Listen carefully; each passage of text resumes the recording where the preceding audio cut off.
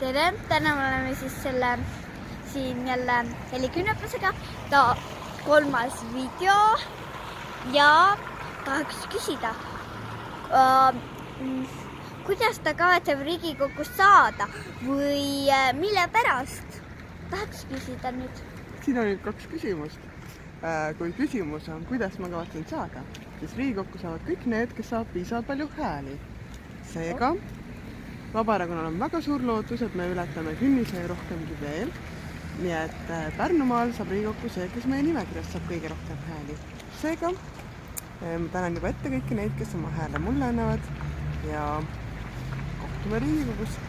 Ja see oli nüüd taas väga lahe ja siuke ilus küsimus ja varsti näeme võib-olla jälle 4.